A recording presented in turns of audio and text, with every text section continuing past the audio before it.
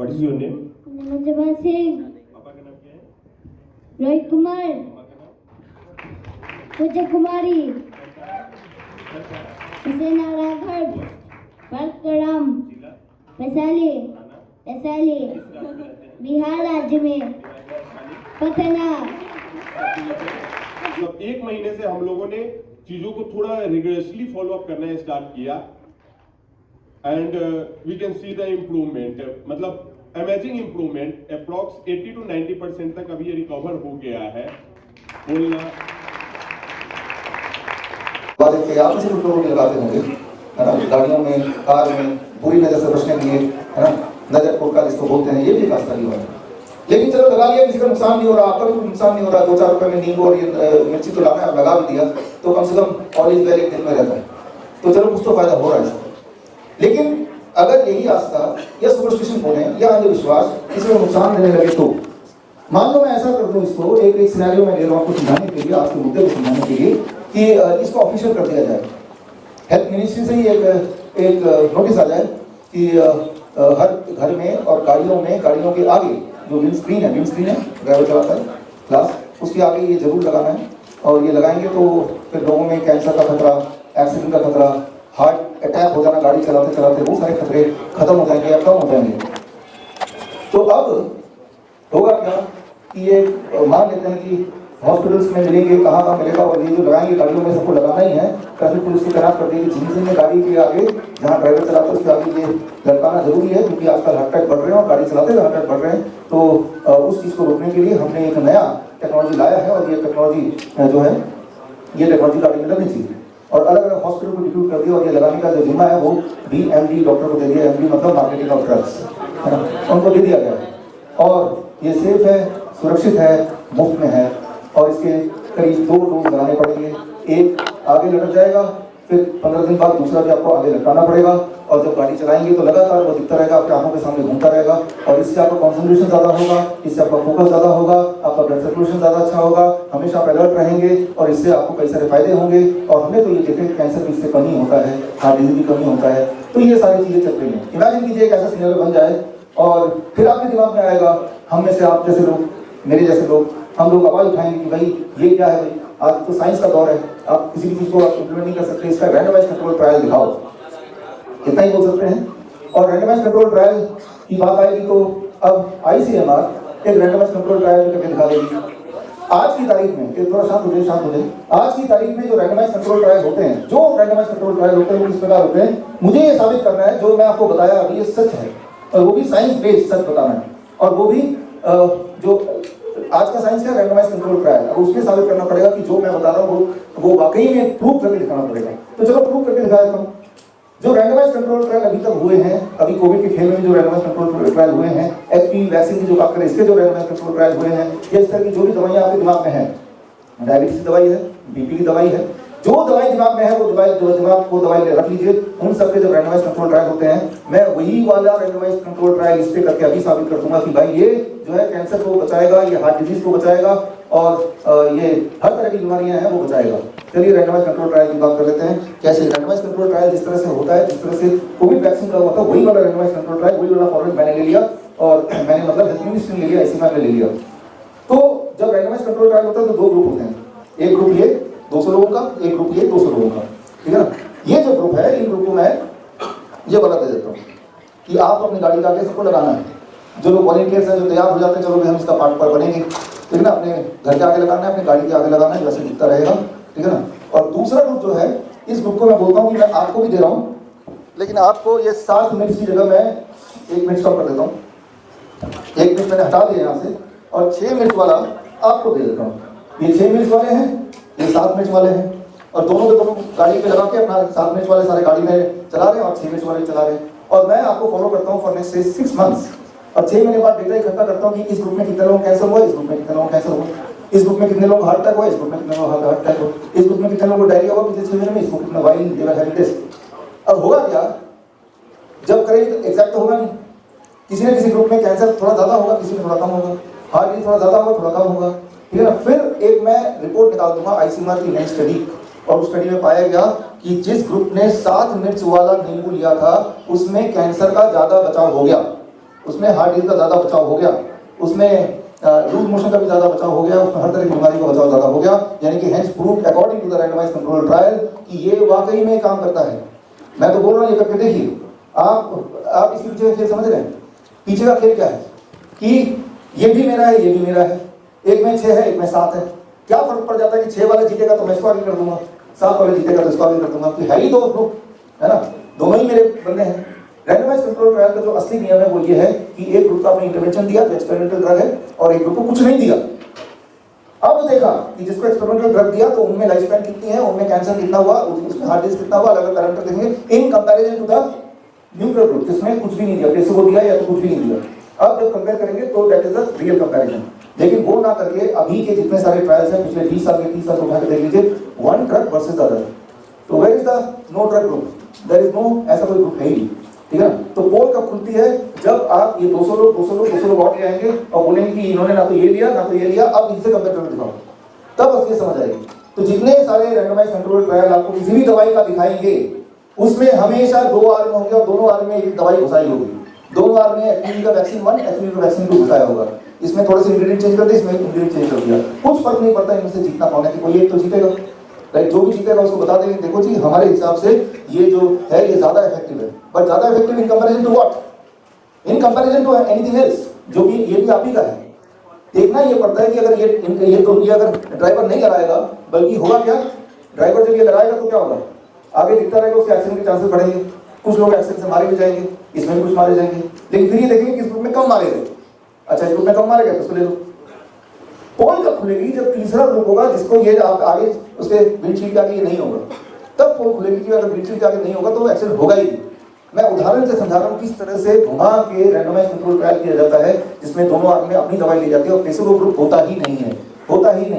और जिसकी वजह से और आप, मैं, ज्यादातर लोग जो जनरल मास की बात कर रहा हूँ, specific not to you, not to me, कि वो सिर्फ रिजल्ट देखते हैं। वो जो प्रोपेगेंडा मीडिया में आया है कि ये पाया कि कोविड-19 वैक्सीन को रोकने के लिए, वायरस को रोकने के लिए ये वैक्सीन ज्यादा प्रभावशाली है, ज्यादा प्रभावशाली in comparison to what, right.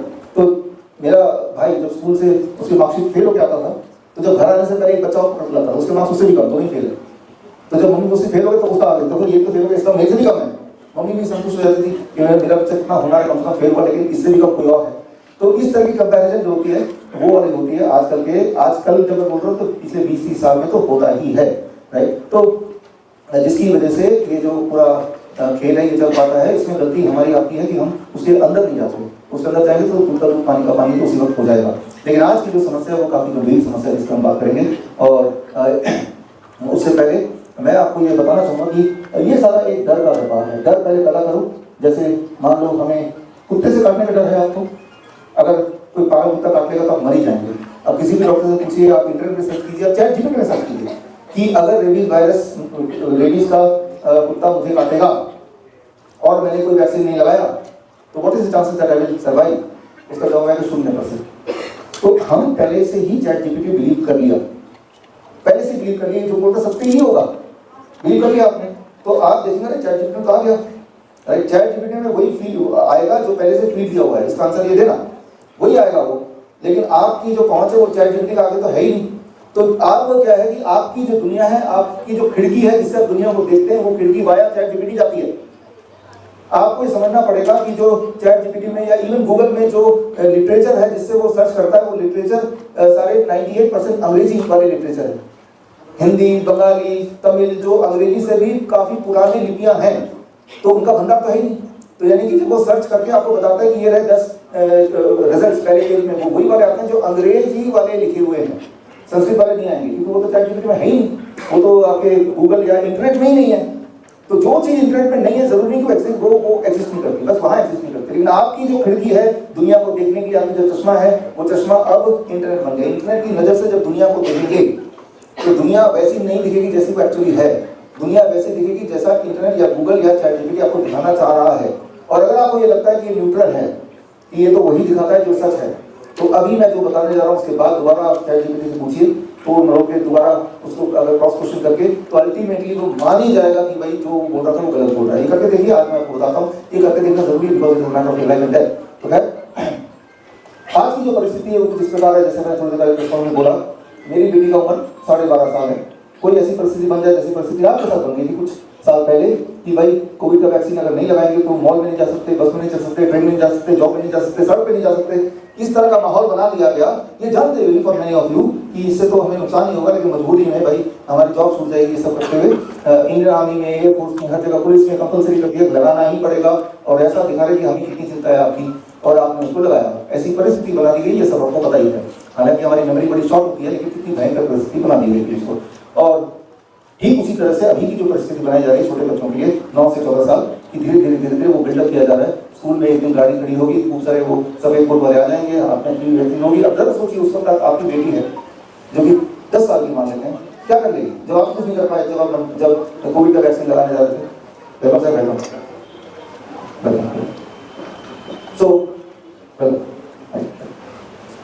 तो जब आप ही कुछ नहीं कर पाए, सारा कुछ पता होते हुए एक छोटी बच्ची क्या कर लेगी? वो तो खड़ी रह जाएगी। और एक बार चला गया फ्री वैक्सीन तो क्या होने वाला है उसका तो आप अभी देखेंगे। तो मेरा जो पहला मैसेज है जिसको मैं आगे साबित करूंगा, फिर आपसे पूछूंगा जो प्रेस के लोग हैं, फिर एक बार और आप मुझसे क्वेश्चन कीजिए, अपने सवाल लिखिए, यूं ही मानिए कि मैं बोल रहा हूँ। तो मैंने अपनी बच्ची को बोला और देश की सारी बेटियों को मैं बोलना चाहता हूँ, 9 से 14 साल की बेटियों को, कि अगर कोई ऐसी परिस्थिति भी बन जाए कि एक तरफ एचआईवी वैक्सीन लिया हुआ ये पागल डॉक्टर यानी कि मैड डॉक्टर आपकी तरफ हो और आप एक पिंजरे में हो, दूसरी तरफ एक पागल रेडी वाला कुत्ता हो, तो पागल कुत्ते से कटवा लेना, ये पागल डॉक्टर से एचआईवी वैक्सीन मत लगवा लेना। कुत्ता चाहे कितना भी पागल हो उससे तो बच ही जाएंगे आप, कैसे बचेंगे वो आगे आएगा। लेकिन अगर एचआईवी वैक्सीन चला गया तो ये इरिवर्सिबल है, ये इरिवर्सिबल है। तो यानी कि अगर ऐसी कोई परिस्थिति हो तो ये 2 पिंजरे हैं, तो कुत्ते वाले पिंजरे भागना, कि कुत्ते को देख के पागल डॉक्टर तो भाग ही जाएगा, है ना। और बच्चा घास और कुत्ता काट लेगा, थोड़ी चोट आएगी, थोड़ी इंजरी हो जाएगी और वायरस थोड़ा चला ही जाएगा मान लेते हैं एट द वर्स्ट, लेकिन उससे बचा जा सकता है, बड़े आराम से बचा जा सकता है। दिमाग में आपकी ये बात आ रही होगी कि भाई हमने तो सुना था कि रेबीज अगर हो गया किसी को और वैक्सीन में नहीं लिया रेबीज वाला वैक्सीन तो वो नहीं बच सकता। दिमाग में है ना, यही डर का व्यापार है। इतना डरा दो कि उसकी सूझबूझ खत्म हो जाए। जो चीज हम सुनते आ रहे हैं वो सच नहीं भी हो सकता। सुनता तो मैं ये भी आ रहा हूँ कि भाई ये अपने घर के आसपास लगा दो, अपने घर के दरवाजे पे लगा दो, ठीक है, लेकिन ये सच नहीं भी हो सकता। ये आस्था हो सकती है, अंधविश्वास होता है, can not be called as science. आस्था बोल सकते हैं इसको, प्रथा बोल सकते हैं इसको, साइंस तो नहीं बोल सकते इसको, है ना। तो जो चीज हम सुनते आ रहे हो हैं उनको हमें चैलेंज करना बड़ा ही इंपॉर्टेंट है। It is very very important for us to challenge it. तो जैसे हम सुनते आ रहे हैं आजकल के जो मॉडर्न सुपरस्टिशन है, मॉडर्न अंधविश्वास, हमारे जनरेशन के जो मॉडर्न अंधविश्वास, पहला अंधविश्वास एलोपैथी क्योर्स डिजीज, कि एलोपैथी से बीमारी ठीक हो सकती है, यही दिमाग में बैठा हुआ है। सबूत कोई है? सबूत है तो दिखा दो। मैं तो पहले ही बोला, आज ही बोला 10 लाख रुपए दे दूंगा, लेकिन आज तक नहीं आया सबूत, ना कुछ आएगा क्योंकि है ही। और जो तरह के सबूत है वो सबूत किस तरह के रैंडमाइज्ड कंट्रोल ट्रायल है वो तो मैंने आपको बता ही दिया है। दोनों तरह की दवाइयां हैं। डायबिटीज का जो रैंडमाइज्ड कंट्रोल ट्रायल हो रहा है, एक तरफ एक दवाई, एक तरफ दूसरी तरफ दवाई, तीसरा एक और बैच होना चाहिए जिसमें कोई दवाई नहीं है, वो गायब कर दिया। दूसरा जो आजकल का मॉडर्न अंधविश्वास है, अगर रेबीज डॉग, अगर डॉग ने बाइट कर लिया और वैक्सीन आपको रेबीज से बचाएगी, after dog bite vaccine prevents rabies. कि अंधविश्वास क्या है कि अगर कुत्ते ने काटा और वैक्सीन आपने लगा लिया तो रेबीज से बचेंगे या काफी चांस भी बच जाएंगे। ये दूसरा आपका जो सुपरस्टिशन है। तीसरा, चाइल्डहुड वैक्सीन प्रोटेक्ट्स चिल्ड्रन। बचपन में लगाई गई वाली वैक्सीन जो है वो बच्चों को बचाने के लिए होती है, उनको बीमारियों से बचाने के लिए होती है। तीसरा सुपरस्टिशन है मॉडर्न सुपरस्टिशन। हर सदी का हर एक सुपरस्टिशन होते ही हैं जो मैंने अभी बताया। चौथा, एचआईवी से एड्स हो जाता है। एचआईवी नाम का कोई वायरस है जो हमने देखा नहीं, जैसे कोई भूत है, और लेकिन उससे एचआईवी से एड्स हो जाता है। ये दिमाग में भरा हुआ है हमारे। और अगला सुपरस्टिशन है कि कोविड वैक्सीन प्रिवेंटेड कोविड। अभी जो कोविड नहीं है, एक टाइम जो मास्क लगा रहे थे तो वो कोविड नहीं है, तो इसका मतलब वो वैक्सीन जो लगाया इसकी वजह से हम बचे हुए हैं। कोविड नहीं है, कोविड प्रोपेगेंडा मीडिया में नहीं है। यही प्रोपेगेंडा मीडिया कुछ दिन चला रही, कोविड आ गया तो आप भी मास्क लगा के घूमने लग जाएंगे। ये आपने देखा ही। जब मैं बोल रहा हूँ आप, I don't mean the people here, क्योंकि आप हमारे स्टूडेंट हैं, हमारे क्लिनिशियन हैं, हमारे मीडिया के जो मित्र हैं और आप हमें सुनते आ रहे हैं। तो जब मैं बोल रहा हूँ आप, इट इज जनरल मास। 6 जो मिसकंसेप्शन सुपरस्टिशन है, अंधविश्वास, 6वां अंधविश्वास, ये एक बड़ा व्यापार बन चुका है। मेमोग्राम बायोप्सी पेट स्कैन जो है ये कैंसर को डिटेक्ट करती है। कितना बड़ा अंधविश्वास है। और कीमोथेरेपी, रेडिएशन, ये कैंसर को ट्रीटमेंट का, ये कैंसर का ट्रीटमेंट है, जबकि असलियत ये है कि ये कैंसर को पैदा करती है। ये सारे डायग्नोस्टिक टेस्ट और जो chemical therapy, radiation rate material से कैंसर होता है किसे नहीं पता होते हुए भी रेडिएशन को ट्रीटमेंट मानना, ये है एक बहुत बड़ा सुपरस्टिशन। और इस सुपरस्टिशन को कोई अगर चैलेंज करेगा, कोई इसके खिलाफ कुछ भी बोलेगा, तो पूरी जो उनकी कम्युनिटी है जिनको इस सुपरस्टिशन से फायदा हो रहा हो, जैसे एक टाइम पे पंडितों को फायदा होता था, घर में कुछ भी दूध दर्द हो तो पंडित को दक्षिणा देंगे तो ही वो तो करेगा, है ना। तो अगर ये सुपरस्टिशन अगर किसी ने इसके खिलाफ बोला, सारे पंडित कम्युनिटी हो जाते थे, पुरानी बात है। ठीक उसी तरह से जब आज से याद कीजिए 2 साल पहले नवजोत सिद्धू, उनकी वाइफ, जब उन्होंने मीडिया में आके बोला कि मेरी वाइफ तो ठीक हो गई, और ठीक कैसे हुई, शाम के 6 बजे तक खाना खा लेती थी, फ्रूट्स एंड वेजिटेबल, जो हमारा डाइट है वो हमारी पेशेंट है। और उससे भी 1.5 साल पहले उन्होंने सारा डाइट प्लान जो आप सबको पता ही है लिया, और उसके बाद फिर दोबारा कभी बातचीत नहीं हुई। पहले तब तो हुई लगातार, उसके बाद ठीक होने के 1 साल बाद जब उन्होंने देखा ठीक होते हुए भी 1 साल हो गए, लेकिन तब उन्होंने प्रेस कॉन्फ्रेंस किया। नतीजा क्या निकला आपके सामने, एक कोई सिविल सोसाइटी छत्तीसगढ़ का 700 करोड़ का लीगल नोटिस भेजा, ध्यान रहा उस तरह की न्यूज, है ना। लेकिन अब आप भूल चुके हैं वो लीगल नोटिस तो हुआ क्या, लेकिन लीगल नोटिस का मकसद सिर्फ इतना था कि प्रोपेगेंडा मीडिया में जब भी चलेगा तो लोगों के दिमाग में याद आएगा कि लीगल नोटिस भेजा गया, कोर्ट का मामला, इसलिए इसका मतलब सिद्धू जो बोल रहे हैं वो सच नहीं भी हो सकता है, नहीं तो लीगल नोटिस क्यों आएगा। लेकिन अगर वो ऐसा झूठ होता तो वो 700 करोड़ का क्या हुआ उस केस का, वो तो केस 700 करोड़ सिद्धू को देने पड़ते या माफी मांगनी पड़ती, कुछ तो होता। जब ये नोटिस का मुझे पता चला तो मैंने उसी छत्तीसगढ़ सिविल सोसाइटी को 7,000 करोड़ का नोटिस दे दिया, लीगल नोटिस बदले में। तो ये 7,000 करोड़ का लीगल नोटिस दे दिया, और उसके बाद हमने देखा, तब भी हमने ऐसा प्रेस कॉन्फ्रेंस किया था, तब उसके बाद से वो जो लीगल नोटिस का प्रोपेगेंडा मीडिया में चल रहा था वो खेल बंद ही हो गया। तो मैं आपको सिर्फ इतना बताना चाह रहा हूँ कि जब भी कभी आप इन किसी भी सदी में रहते हुए युग में अगर कोई सुपरस्टिशन के खिलाफ बोलेगा, सच्चाई बताएगा, तो जिनको उस सुपरस्टिशन से फायदा होता है वो एक कम्युनिटी है, एक ग्रुप है, वो विरोध करेंगे, तो मान के चलिए, ठीक है। तो 7वां जो बड़ा सुपरस्टिशन है आज का मॉडर्न टाइम का, autism and ADHD are genetic and incurable disease.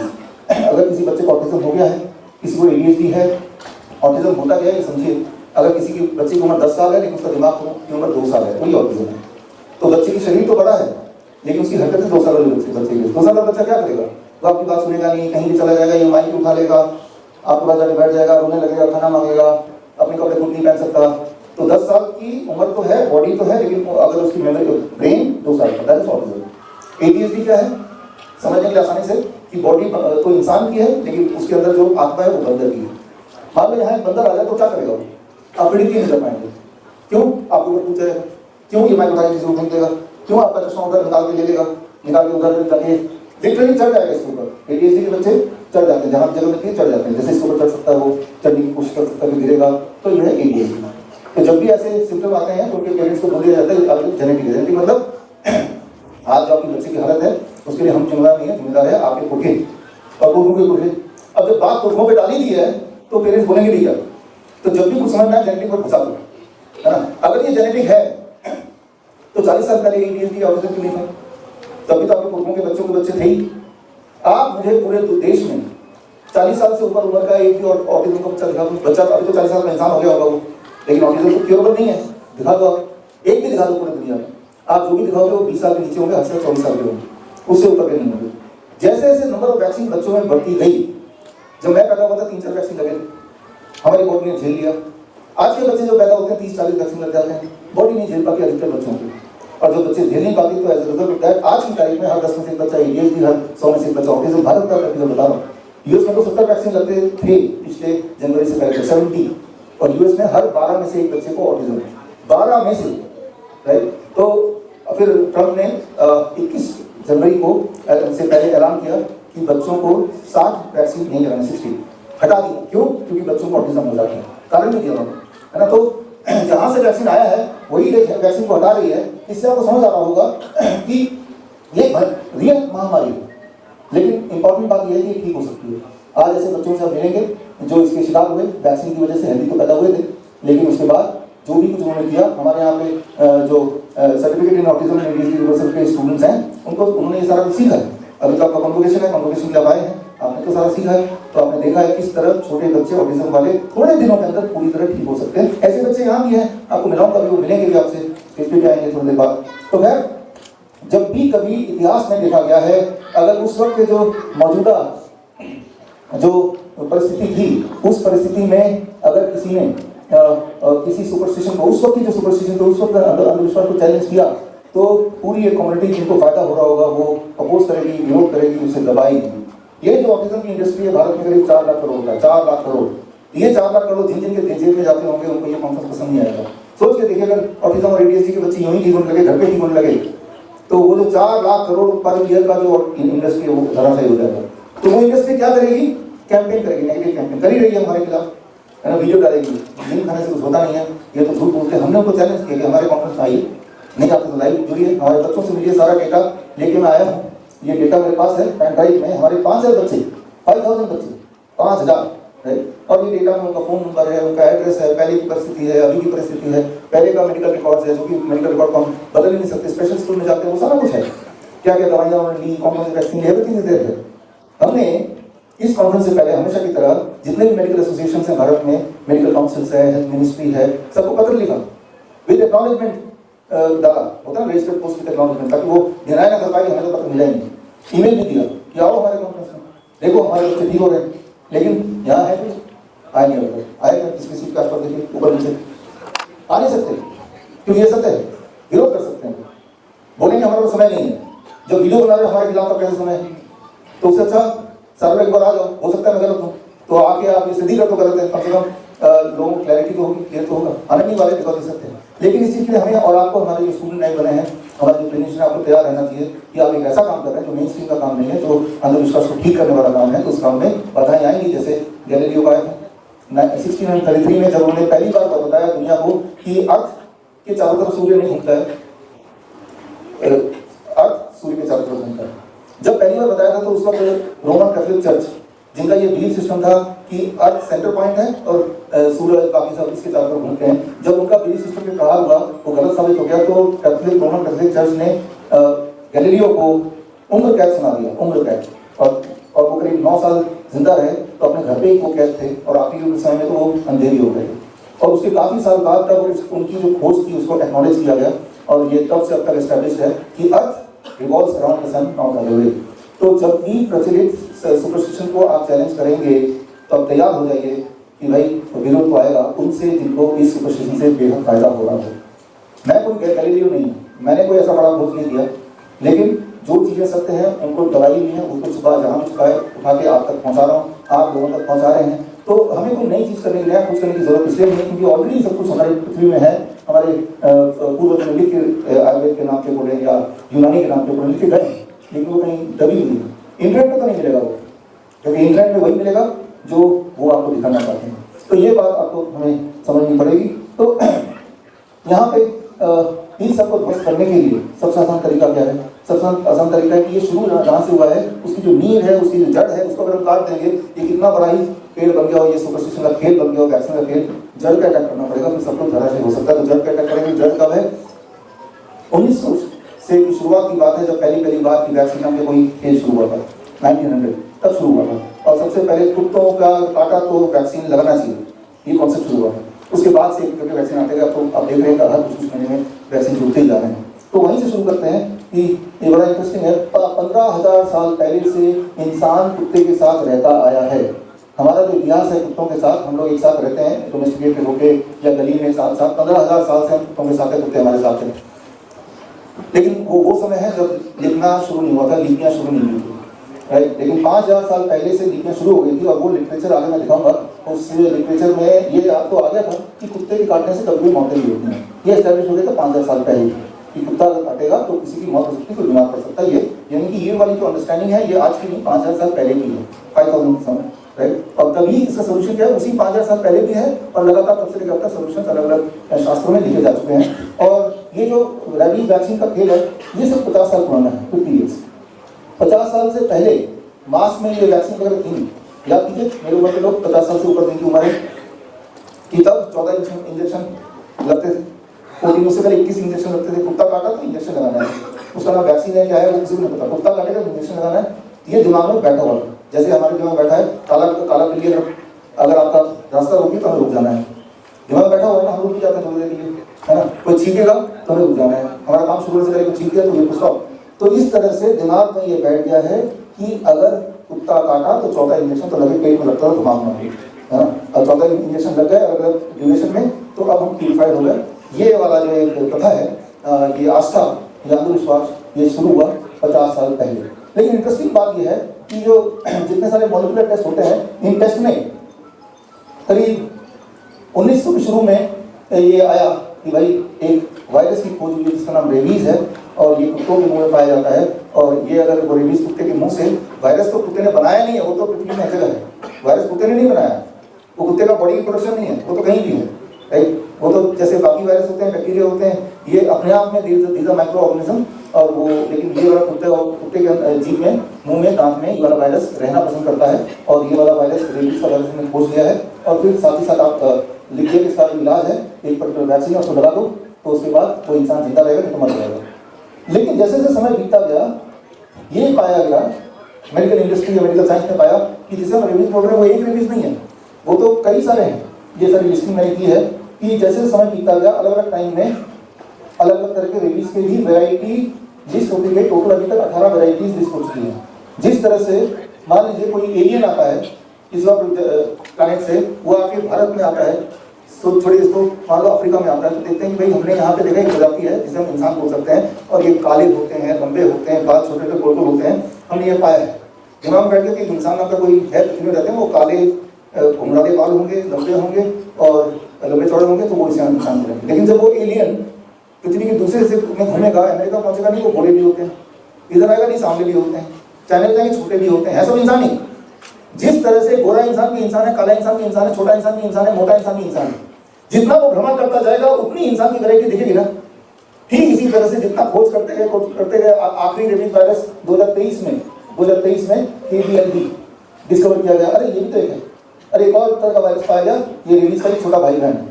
जो ओरिजिनल का तो वो काला बुरा वाला नीग्रो है, जो कि अफ्रीका में वो लैंड किए थे, उसके बाद और वैरायटी, लेकिन है सारे वो इंसान। ठीक इसी तरह से है सारे वो रेबीज के ये 18 वैरायटीज, पिछला वैरायटी तो 2-3 साल पहले ही डिस्कवर हुआ था। और जिस प्रकार सिर्फ 18 वैरायटी डिस्कवर हुआ, क्या पता और नहीं होगी, खत्म हो गया। जितना ढूंढेंगे और मिलेंगे, जितना एक्सप्लोर करेंगे और मिलेगा, हजारों में मिलेगा।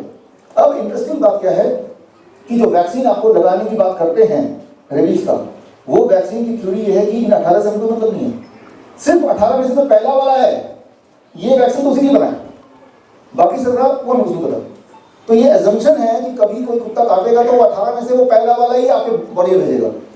तो अगर आप ये मान भी लेते हैं कि रेबीज के या कुत्ते काटने के बाद वैक्सीन इफेक्टिव है, तो याद रखिए उनके हिसाब से भी वैक्सीन इफेक्टिव है अगर इन 18 में से वो पहला वाला अगर कुत्ते की बॉडी से आपकी बॉडी में आया। समझ रहे मेरी बात, है ना। तो पहले वाले के अगेंस्ट ही प्रोटेक्शन है, अगर तो वो प्रोटेक्शन है, पहली बात तो वो प्रोटेक्शन है कि उसको बात करेंगे। लेकिन अगर प्रोटेक्शन है तो उनके हिसाब से भी, मान लो आप किसी डॉक्टर पास चले जाते हैं जिनको थोड़ी आइडिया है, तो उनको बोलेंगे देखिए इतने सारे वायरस हैं, मुझे कुत्ते ने काट लिया, ये तो पता नहीं इनमें से किसने काटा, कौन सा वाला वायरस गया है, तो बोलेगा भाई इनमें से जो है ना ये वाला जो है ये RABV, राइट। सो ये जो है इसी का ये वैक्सीन इफेक्टिव होगा, बाकियों का नहीं होगा, मुझे पता नहीं, इसी के लिए बना है। तो पहली बात तो यही साबित हो जाता है कि, और 18 जो 18 के लिए ये भी नहीं पता हमें, समय बीतता जाएगा, आपसे 2 साल बाद फिर कॉन्फ्रेंस करेंगे, 2 वायरस के नंबर चल जाएंगे, इसका मतलब नहीं कि वो अभी पैदा हुए हैं, वो तो पहले से ही है, लेकिन हम ढूंढ नहीं पाए। यू अंडरस्टैंड दिस, वो पहले भी थे 4000 साल पहले, वो आज भी हैं, वो आगे भी रहेंगे। लेकिन आप डिस्कवर कर रहे हो तो आप ये सोच रहे हो कि ये आज ही अचानक कहीं से पैदा हो गए, ठीक है ना। जैसे वो एलियन जैसे जैसे घूमता जा रहा है पृथ्वी में, तो वैसे से नए तरह के लोग मिलते जाते हैं, उसे लग रहा है कि आज ही मेरे लिए तो आज ही डिस्कवरी है। Discovery can be today but they were present since eternity, वो पहले से ही मौजूद है, राइट। तो जब आपको कोई कुत्ता काटता है और आप वैक्सीन लगाते हो तो आपके दिल में वही आ जाता है अंधविश्वास, ऑल इज वेल, वैक्सीन लगा दिया तो सब ठीक ही होगा, है ना, भूल जाते हो इसको। जबकि असलियत ये मैं नहीं बोल रहा, सारे लोग एग्री करेंगे जितने भी डॉक्टर्स हैं कि that is only for this, if at all it is effective, right. तो पहले बात इफेक्टिव है ही नहीं, और इफेक्टिव है तो इसके लिए, और बाकी सब तरह, और आने वाले जो डिस्कवर होंगे ऐसे भी तो होंगे, और रेबीज के अलावा और भी तो वायरस नहीं होंगे, उनका क्या, राइट। तो ये वाली सोच दिमाग में जब आएगी तो आप देखेंगे, ये पाएंगे ये डर का खेल है। डरा दो कि भाई कुत्ते ने काटा वैक्सीन लगाओ। जब इंसान डर जाता है तो सूझबूझ होश हो जाता है, जैसा बोलेंगे वैसे करेगा। एक बहुत बुद्धिमान इंसान भी जब डर जाता है तो वो पूजा पाठ करने लगता है, मंदिर जाने लगता है, आस्था हो सकता है, पर वो साइंस का नाम नहीं देना चाहिए। वो आस्था हो सकता है, आपका बिलीव हो सकता है, सबका जो बिलीव है उसका हक है, वो बिलीव करे, लेकिन उसको साइंस का बोलो कि मैं मंदिर जाता हूँ, मिठाई लेता हूँ, ये साइंटिफिक है, वो ना बोले। जबकि मेडिकल साइंस वर्ड यूज करें, मेडिकल आस्था तो यूज करें, राइट? मेडिकल प्रथा तो नहीं यूज कर रहे, मेडिकल ट्रेडिशन तो नहीं बोल रहे, मेडिकल साइंस बोल रहे हैं, तो साइंस की भाषा में तो फिर बात करनी पड़ेगी। तो ये सारा एक डर का खेल है कि इंसान को अगर डरा दो तो उसकी सूझबूझ बुद्धि गायब हो जाती है, फिर उससे जो चाहे करा सकते हो। इसका जो सबसे रिसेंट उदाहरण है आपकी आंखों के सामने आपने जिया है, देखा है, और है जो मैं बताता जा रहा हूँ ना, उन सबके एविडेंसेस भी देता जा रहा हूँ साथ साथ, राइट? तो जैसे आज से 5 साल पहले, 6 साल पहले, 2020 मार्च का ये आप देख रहे हैं कि जैसे ही किसी को डायग्नोस हुआ उस वक्त ऐसा डर पैदा कर दिया टीवी के माध्यम से कि जैसे ही किसी को पता चला कि मुझे कोरोना पॉजिटिव बताया, तो हॉस्पिटल में अपना रिपोर्ट लेने गया, पॉजिटिव, तो हॉस्पिटल से छलांग लगा दिया, ये रिपोर्ट है सत्य ने हॉस्पिटल छलांग लगा दिया, ये रिपोर्ट है गुजरात में हॉस्पिटल से छलांग लगा दिया, और ऐसे कितने ही रिपोर्ट आपके आंखों के सामने आए। मतलब कोविड पॉजिटिव होना ज्यादा भयानक है बनने से भी, आप समझ रहे? मतलब डर इतना कोविड का हो गया कि मौत का भी उतना डर नहीं है, यानी कि इंसान को कोविड पॉजिटिव होना मंजूर नहीं है, मरना मंजूर है। तो याद रखिए, जब आपको ठीक ठाक डरा दिया जाए तो आपकी जान और आपकी माल लूटना बड़ा आसान हो जाता है, क्योंकि आपका जो होश है, आपका जो एक इंटेलेक्ट है, वो कहीं शून्य हो जाता है। तो ये सारा कुछ चल रहा था, आप सब देख ही रहे थे, अपने टीवी में बड़ा एंजॉय कर रहे थे कई लोग कि वुहान में चल रहा है, जैसे कोई डरावनी मूवी देख रहे हो। लेकिन साथ ही साथ ये अनाउंसमेंट चल रहा था कि भाई हमारे देश में भी मॉल बंद कर दी जाएंगे, स्कूल बंद हो जाएगा, हमारी होली में आपको नहीं होली खेलना, ये फैल सकता है, वो फैल सकता है। अभी 1-2 केस पकड़े।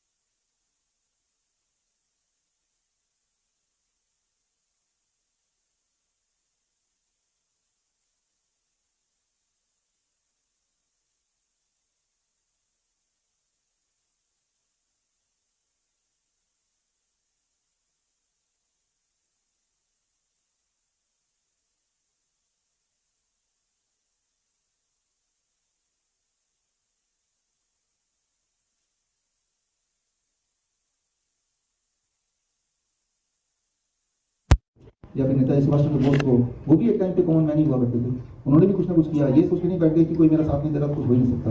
जिस प्रकार ये मार्च का ही महीना था जब नेताजी सुभाष चंद्र बोस ने अपनी आर्मी तैयार कर ली और लेके मार्च के महीने में भारत में आके अंग्रेजों के खिलाफ अटैक कर दिया।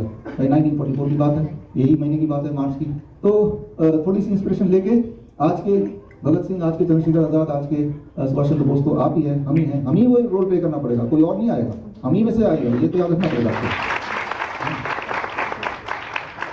7 मार्च यानी कि आज के दिन 2020, उस दिन भी सैटरडे था, आज भी सैटरडे है, हमने network of influenza care expert को स्टार्ट किया, right? That is a foundation day कि हमें अपनी आर्मी तैयार करनी पड़ेगी। हमारे अपने लोग जिनको सही बात देके जो घर घर पहुंचे, और आप में से भी कई सारे थे, यहाँ पे कई सारे थे, यहाँ पे पीछे भी बैठे, आप लोग सब 2020 से जुड़े हैं, राइट? इस फाउंडेशन डे से।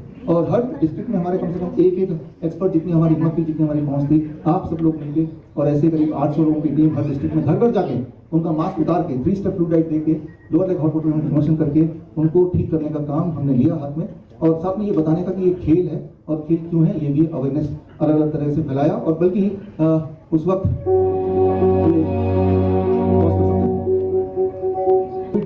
के नाम पे फ्लू सेंटर हमने खोला। ये देश का उस वक्त का अहमदनगर में सबसे बड़ा प्राइवेट कोविड सेंटर था, हम उसे फ्लू सेंटर बोलते हैं, कोविड तो खेल है, खांसी बुखार सेंटर, हालांकि लिखा बाहर कोविड सेंटर था। और इसमें आप ध्यान से देखिए, इसमें 1100 बेड थे, सारा फुल रहता था, और इसमें हमारे ही एक्सपर्ट, आप में से ही लोग यहाँ पे एज ए डॉक्टर इनको ट्रीट कर रहे थे। याद रखिए, ये वो समय था जब लोग घर से बाहर नहीं निकलते थे, मास्क लगाते थे, कोई छींक दे गलती से तो ऐसा लगता था एटम बम फट गया, वहां से भागते थे। ये वो दौर था। उस दौर में हमारे अंदर जो कैंपस में जो सीन था वो कुछ ऐसा था।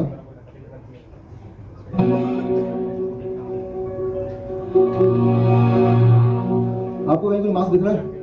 कोई सोशल डिस्टेंस दिख रही है? ये सब हमारे बच्चे हैं। ये 8 साल की है। आप कितने साल के हो? 8 साल का है। ये 14 साल की है। वो 15 साल का है।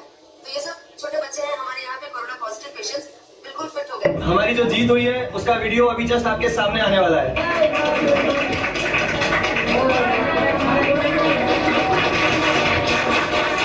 ये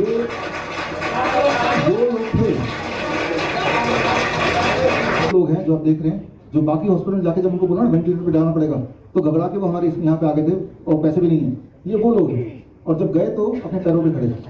ये हमारे नाइस वाले पेशेंट्स। और इस तरफ देखिए, जब उस वक्त बड़े बड़े हॉस्पिटल से पेशेंट बाहर निकलते थे, जाते थे अपने पैरों पे चल के, और वापस जब आ रहे हैं वो व्हील चेयर पे आ रहे हैं, अगर तो आ रहे हैं तो, नहीं तो उनकी लाश ही आती थी। ये वही वाला समय है। एक तरफ देश दुनिया के हॉस्पिटल इस प्रकार दिखाई दे रहे थे, पीपी किट के साथ, मास्क के साथ, आप देख ही रहे कितना भयानक सीन। और उसी वक्त उसी समय हमारे जो इस तरह हमारा जो होता है इस तरह, और इसमें अधिकतर पेशेंट वो थे जो बाकी हॉस्पिटल जाने के बाद जब बोला कि आपका तो आखिरी स्टेज है, वेंटिलेटर लगाना पड़ेगा, इतना पैसा ले आओ, और उनके पैसे भी नहीं है, डर भी गए, तब वो जब आए उसके बाद की जो बात है वो सारा कुछ आप यहाँ पे देख ही रहे हैं। तो खैर नेक्स्ट स्लाइड प्लीज। ये आप देख रहे हैं कितनी भयानक सीन। ऐसे लग रहा है इंसान तो ये देख के ही डर जाएगा, भूत की तरह, है ना। रात को नींद खुलेगी और ये देख के डर जाएगा। तो जब ये चल रहा था तो आप में से कुछ लोगों को पता ही है, तब देखा ये मिनिस्ट्री ने क्या चक्कर चल रहा है कि ये कहीं ऐसी जगह बना ली जहाँ पे सैनिटाइजर अलाउड नहीं है, सोशल डिस्टेंसिंग अलाउड नहीं, हाथ मिलाना पड़ेगा, साथ में खाना खाना पड़ेगा, डांस भी करना पड़ेगा, सारा कुछ उल्टा कर दिया। तो रिजल्ट भी उल्टा रहा होगा, लोग मर रहे होंगे। फिर इस हमारे सेंटर में national institute of naturopathy, government of India, Ayush ministry से एक टीम आई। उन टीम ने फिर मुआयना किया और स्टडी किया बाकायदा, देखें कि ये क्या कर रहे हैं, उसका रिजल्ट क्या आ रहा है। 3 स्टेप फ्लू डाइट, वहाँ दवाइयाँ थी नहीं, सिर्फ citrus fruit juice and coconut water, यही था दवाई हमारी। और जब उन्होंने देखा फिर 3 महीने बाद उन्होंने ये रिपोर्ट जारी की कि ये इसमें लिखा कि हफ्ते में ज़्यादातर लोग ठीक हो रहे थे, और उसमें डांस भी था, सिंगिंग था, इवन शादी भी कराई वहीं पे, और कोई भी एडवर्स इफेक्ट नहीं हुआ, कोई भी मरा नहीं, और ये सक्सेसफुल रहा। और आगे इन फ्यूचर दोबारा कभी कोविड या इस तरह की बीमारी में ये 3 स्टेप फ्लू डाइट ये दिया जा सकता है। ये लिखित में उन्होंने अपनी स्टडी का रिपोर्ट जारी किया। जारी करने के बाद हमने फिर प्रेस कॉन्फ्रेंस किया। प्रेस कॉन्फ्रेंस में आचार्य जी आप ही थे, है ना, और प्रेस कॉन्फ्रेंस करके देश दुनिया को बताया भाई अब तो ये दस्तावेज सरकारी भी आ गया है जो हम बोलते आ रहे थे, है ना। और उसके बाद जब ये जाहिर हो गया कि भाई ये तो कोरोना नहीं था, ये तो फ्लू था, और ये सारा कुछ रिटर्न में है। तो फिर अगले 2 दिन बाद आयुष मिनिस्ट्री ने एक प्रेस विज्ञप्ति हमारे अगेंस्ट जारी किया 28 जुलाई 2021, जिसमें लिखा कि हाँ हमने ऑब्जर्व स्टडी किया था, हाँ कुछ ऐसे हमने ऑब्जर्व किया, लेकिन अभी हमने अप्रूव नहीं किया, हम इस पर और स्टडी करेंगे और गहन अध्ययन करेंगे फिर अप्रूव करेंगे। लेकिन अब ये बात है 2021 की, आज 5 साल भी हो गए, अभी तक उसको गहन स्टडी पूरी नहीं हुई। तो यहाँ पे समझना होगा कि कोई चीज़ का आसान अगर कोई सोल्यूशन है भी तो सोल्यूशन आप तक ना पहुंचे उसके लिए किस तरह का खेल खेला जाता है। तो ये सारी जो खेल है, तो ये सारा लिखित आप इंटरनेट सर्च करेंगे तो वो सब आपको सारे प्रोपेगेंडा में मिल जाएगा कि भाई नहीं अभी अप्रूव नहीं किया, अभी तो कड़ाई भी दवाई भी यही चलने दो, है ना, जब उनकी पोल खुलने लगी। और उसी दौरान हमने कई सारी किताबें, 2020 की किताबें हैं ये सारी रिलीज की, और इसमें फिर जब मंकी पॉक्स आया तो मंकी पॉक्स की किताब रिलीज की। मंकी पॉक्स का खेल को एक्सपोज करने के लिए डॉक्टर नमिता की please come, doctor Namita MBBS MD है, तो हमने इन्होंने वॉलंटियर के लिए मैं अपनी ब्लड देती हूँ मंकी पॉक्स का टेस्ट करने के लिए। इनके ऊपर जब टेस्ट 25 बार किया गया तो ये दुनिया की पहली मंकी पॉक्स पॉजिटिव डॉक्टर बन गई। तो मतलब ये कि अगर आप मंकी पॉक्स वाला टेस्ट अगर 25 बार कर देंगे किसी एक इंसान पे तो चांसेस आर कि मंकी पॉक्स पॉजिटिव आ ही जाएगा। बोलने का मतलब ये है कि अगर हमें ये दिखाना हो कि हमारे देश में 1 lakh monkey pox positive case है तो कितने टेस्ट करने पड़ेंगे 1 लाख के लिए? 25 लाख करने पड़ेंगे हर 25 से, है ना। तो इस तरह से प्रूफ के साथ हमने पिछले साल जब HMDD का खेल शुरू हुआ था तब भी ऐसे हमने किया फिर, और वो किताबें रिलीज की। ये किताबें आप ऑनलाइन भी देख सकते हैं, मेरी वेबसाइट से भी ले सकते हैं। ये सारा कुछ मैं क्यों बता रहा हूँ, क्योंकि ये सारे रीसेंट मेमोरीज हैं आपकी, ये सारी चीज़ों को आपने जिया है, अभी देखा है अपने आप सामने प्रोपेगेंडा मीडिया में क्या चल रहा है, लेकिन असलियत क्या है इसमें दर्ज है। राइट। अगर इसमें से कुछ भी झूठ होता तो मैं यहाँ पे खड़ा होकर ये भाषण दे नहीं पाता, ये बात को समझना पड़ेगा। और ये वैसे भी ये सारे एविडेंस बेस्ड है। तो आज का दो सवाल है, सिर्फ 2 सवाल को पड़ताल करते हैं। पहले उन 2 सवाल के जवाब के अंदर मुझे लगता है कि आपको इससे जुड़ी हुई हर सवाल का जवाब मिल जाएगा। वायरस की दुनिया का हर सवाल का जवाब इसी 2 सवालों में मिलेगा। ये 2 सवाल बड़े महत्वपूर्ण है आपके लिए। पहला सवाल ये है, if a rabies dog bytes and you catch the rabies, is the death inevitable, is it dangerous? अगर कोई पतंग कुत्ता को काट लिया और आपको रेबीज हो ही जाता है तो क्या मरना तय है? क्या ये खतरनाक है? एक सवाल है। हालांकि आपका ऑब्वियस आंसर क्या होगा? हाँ खतरनाक है, मर ही जाएंगे। ये 2 क्या ऑब्वियस आंसर क्या, लेकिन ये क्या वाकई में ऐसा है? दूसरा सवाल, in modern allopathic treatment vaccine देते हैं या फिर RIG देते हैं, रेबीज इम्यूनोग्लोबुलिन, इसके बारे में बात करेंगे।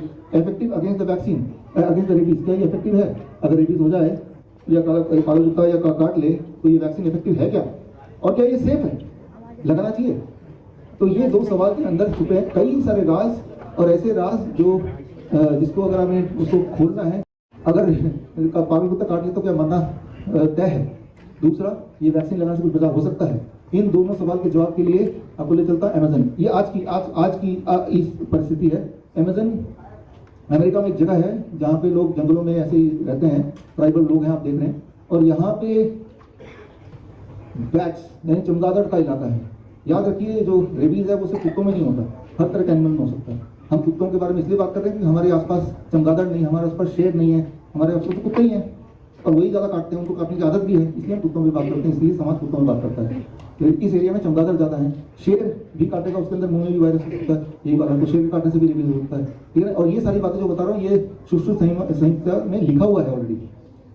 तो कि शेर के काटने से या कुत्ते के काटने से, बिल्ली के काटने से, ऑल आर सेम। किसी के मुंह में भी सेम वायरस हो सकता है, लेकिन नॉर्मली हमारा वास्ता किसी शेर से पड़ने वाला है नहीं, इसलिए उस चक्कर में वो वाला पार्ट हटा दिया, ध्यान में नहीं है आप सबका। लेकिन it is not specific to the dogs only. तो यहाँ चमगादड़ होते हैं, इनका घर आप देख रहे हैं, इस प्रकार घर होता है जिसमें कोई भी चमगादड़ जब ये सो रहे होते हैं वो रात को उड़ के अंदर आ सकते हैं, उड़ के आते हैं और उनके सिर पे बैठते हैं, नाक में बैठते हैं, जहाँ बैठने का मौका मिला, और उनके बॉडी से ब्लड सक करते हैं, उनका फूड है। और ऐसे में जो चमगादड़ के अंदर जो रेबीज है, जो कुत्ते के अंदर होता है, उनकी बॉडी में आ जाता है।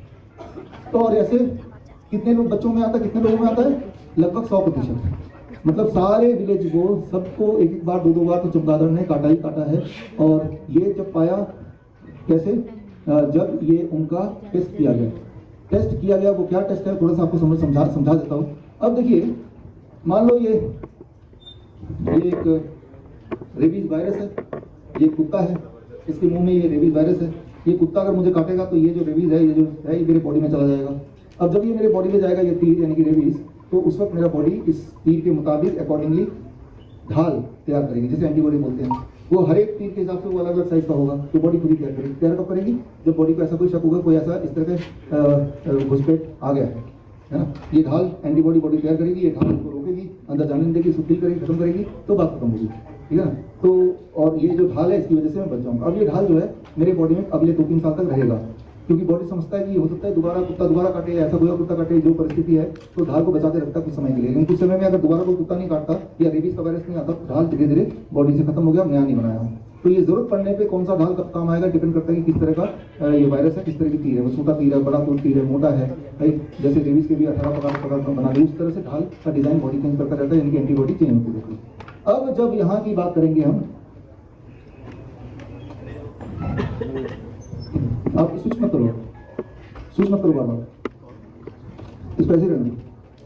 तो अब जब इन सारे पूरे गांव वालों का बॉडी में जब टेस्ट किया तो पाया कि सबके बॉडी में ये ढाल रेबीज का पाया गया, जिससे ये साबित होता है कि पिछले कम से कम 3 साल के अंदर तो एक बार तो काटा ही होगा। तो फिर उस पर लिटरेचर बहुत सारे आने शुरू हुए और ये देखा गया कि इसका नाम दिया एबॉर्टिव रेबीज, कि बॉडी का नेचुरल इम्यूनिटी ने रेबीज को खत्म कर दिया, एबॉर्ट कर दिया, रेबीज के खतरे को खत्म कर दिया। तो इन जो गांव वाले हैं, ऐसे हजारों की तादाद में हैं, जिनको कुछ फर्क नहीं पड़ता, क्योंकि वहाँ कोई पड़ता ही नहीं रेबीज, क्योंकि बॉडी की इम्यून सिस्टम एनफ होती है कि वो इम्यून सिस्टम उस रेबीज को खत्म करने के लिए अपना ढाल फिर बनाए, और वो ढाल 3 साल तो रहता ही है, फिर 3 साल बाद काटेगा तो बॉडी फिर बना लेगी। और वो ढाल बॉडी में है उन लोगों की, यानी कि एंटीबॉडी है, जिससे साबित होता है कि पिछले कुछ समय में उनको उनके बॉडी में रेबीज वायरस का अटैक हुआ है। तो इस पे पूरे दुनिया में हजारों लिटरेचर्स हैं, हजारों। ये कुछ मैं आपको दिखा रहा हूँ, ये एबॉर्टिव रेबीज सर्फिली, यानी कि ये लोग वैक्सीन वगैरह तो कुछ लगाते नहीं है, लेकिन ये फिर भी जिंदा है। तो जिंदा कैसे हैं? क्योंकि बॉडी हीट कर रही है, उसी का ये सबूत है। जो जो बातें मैं बता रहा हूँ, ये सारी बातें रिसर्च पेपर वगैरह, ये सारे स्लाइड्स अगर आपको देखने हैं बाद में भी pishru.com/medical superstition में जाएंगे, इस लिंक में जाएंगे तो ये सारा सबूत आपको वहाँ देखने को मिलेंगे। बोलने का मतलब है कि ये सारा कुछ सिद्ध करना चाहते हैं, दोबारा तो देख सकते हैं। तो इस तरह ये साबित होता है कि अगर कुत्ता काटे, बॉडी में रेबीज गया तो इंसान की बॉडी एंटीबॉडी बनाने के लिए सक्षम है और इंसान मरेगा नहीं, वो ठीक रहेगा, बॉडी इसकी फाइट कर सकती है। और ऐसे ये सारे अलग-अलग रिसर्च पेपर दिखा रहा हूँ, ऐसे अलग-अलग रिसर्च पेपर और आ गए, सारे नए-नए, ये और आ गए, ये तो और आ गए कि rabies is not that deadly जैसा उसको प्रोजेक्ट किया गया कि इससे इंसान का मरना तय है, ऐसा नहीं है। और इस चीज को सपोर्ट करने के लिए जितने रिसर्च पेपर हो सकते हैं उनमें थोड़े से रिसर्च पेपर मैंने आपको अभी दिखाए। लेकिन ये रिसर्च पेपर अगर आप ChatGPT में ढूंढेंगे, गूगल में जाके ढूंढेंगे तो मिलने नहीं वाले, जबकि तो रेफरेंस पेपर नहीं है, किताबों में जर्नल के अंदर दबे हुए हैं, छुपे हुए हैं। इनमें से कुछ रिसेंट भी हैं, कुछ 5 साल पुराने हैं, कुछ 10 साल पुराने हैं, है पिछले 20-30 साल का अधिकतर रिसर्च पेपर, लेकिन है लेजिटिमेट जर्नल्स के, लैंसेट के हैं, प्लॉस के हैं, BMJ के हैं। लेकिन ये गूगल में नहीं दिखाई देगा, वो पकड़ेगा नहीं इसको, कि वो पकड़ेगा तो उसको ये भी बताना पड़ेगा कि इंसान मरता नहीं जब रेबीज से काटता तो मरता नहीं, क्योंकि इंसान के अंदर खुद की भी एक हीलिंग पावर होती है, उसी से वो ठीक होता है। तो पहला सवाल जो आपका है कि रेबीज का अगर काट ले, रेबीज हो जाए तो क्या मर जाएंगे? द आंसर इज नो, जरूरी नहीं, आप नहीं मरेंगे। चांस है कि आप नहीं मरेंगे, क्योंकि ये जितना डेडली बताया गया उतना डेडली है नहीं। और ये वो लोग हैं जिनको काटा था, जिन लोगों ने इसके बाद कुछ नहीं कराया, बस खून साफ कर दिया, हो गया काम, उतने में ही वो ठीक है। और ये लगातार है। तो जो एक मिसकंसेप्शन दिमाग में बढ़ा कि रेबीज हमारे लिए डेडली ही है, बल्कि कुछ लोगों के लिए तो रेबीज फायदेमंद भी पाया गया। ये देखा गया कि जिनको रेबीज के कुत्ते ने काटा उसके बाद उनकी सेक्सुअल पावर बढ़ गई। अब आप में से कुछ लोग ढूंढेंगे कहाँ कुत्ता रेबीज का है ना। तो खैर इस बारे में, इस मुद्दे पे हम बात नहीं करेंगे, इसको कभी और बात करेंगे। लेकिन क्योंकि हम रेबीज की बात कर रहे हैं तो याद रखिए, जो कोई वायरस होता है उसके लिए आपकी बॉडी आपका घर है ना। तो अपने घर को वो डिस्ट्रॉय नहीं करना चाहेगा, वायरस की ये प्रवृत्ति नहीं होती है। लेकिन अगर आपने उसके बाद कुछ उल्टा सीधा किया, उल्टा सीधा क्या किया उस पर आते हैं कि आपने रेबीज का वैक्सीन लगाया। तो अब रेबीज का वैक्सीन लगाने के बाद आपके बॉडी के अंदर जो वायरस घुस गया है वो और ज़्यादा एग्रेसिव हो सकता है। इसका सबूत आपके सामने है कि अब ये देखा गया है कि रेबीज का जो वैक्सीन है वो 100% फेलियर है। ये 2016 का है, ये 1993 का है। रेबीज के वैक्सीन पे जितने रिसर्च हुए हैं उनसे साबित होता है कि रेबीज का वैक्सीन 0% काम करता है, 0% सबूत आपके सामने। और ऐसा कोई एक सबूत नहीं है, ऐसे बहुत सबूत हैं। ये फेलियर ऑफ रेबीज वैक्सीन कि वो काम ही नहीं करता, वो उतना ही काम करता है जितना काम ये मेरा ये नींबू और ये टोटका करता है, बस इससे ज्यादा नहीं काम करता। और बल्कि रेबीज के वैक्सीन से रेबीज हो जाती है, ये रहे सबूत। रेबीज के वैक्सीन से रेबीज क्यों हो जाती है? क्योंकि रेबीज के वैक्सीन होता क्या है, हालांकि इसमें HPV लिखा हुआ है, मान लेते हैं रेबीज का वैक्सीन है। अब इससे होगा क्या कि जब इसके अंदर भी रेबीज का ही अंश है, वायरस ही इसके अंदर, उस वायरस को बॉडी में भेजा जाता है। अब ये साइंस को थोड़ा समझना पड़ेगा। मान लीजिए ये कुत्ता है, इसको भी ले लेते हैं, इसको भी ले लेते हैं, ये रेबीज का वैक्सीन मान लीजिए थोड़ी देर के लिए, और इधर ये कुत्ता रेबीज वाला, इसने मुझे काटा तो ये मेरे बॉडी में रेबीज का वायरस घुस गया। इसको मैं जेब से घुसा देता हूँ, ये इसने मुझे काटा, ये देखो तो घुस गया। अब मैं पैनिक हो गया, चोट भी लगी, खून भी टपका, रेबीज का वायरस मेरे बॉडी में। डॉक्टर पास गए, डॉक्टर क्या बोलेगा कि मेरे पास एक वैक्सीन है, इसके अंदर भी ऐसे ही एक और वायरस घुसा हुआ है, एक तो घुसी गया, दूसरा घुसा गया। और भी बोलेगा, ये कन्विंस करने की कोशिश करेगा क्योंकि ये घुसेगा तो आप ठीक होंगे। सोच के देखिए, एक वायरस ऑलरेडी मेरे बॉडी में घुसा हुआ है और डॉक्टर ने मुझे इंजेक्शन लगाया, अब ये दूसरे ये भी घुसा हुआ है। तो क्या दोनों के घुसने से अब मेरे मरने के चांसेस कम हो जाएंगे? कैसे हो सकता है? एक ऑलरेडी घुसा हुआ है, एक कुत्ते ने घुसाया, एक उस पागल डॉक्टर ने घुसाया, ऊपर से बोल रहे हैं ठीक होगा। ये कैसे हजम हो रहा है आपको? क्या लॉजिक है इसका? कैसे हजम हो सकता है ये बात कि जो चीज को उससे ठीक करना चाहते हैं वो एक और घुसा दो तो इंसान ठीक हो जाता है? ये लॉजिक है, ठीक है ना।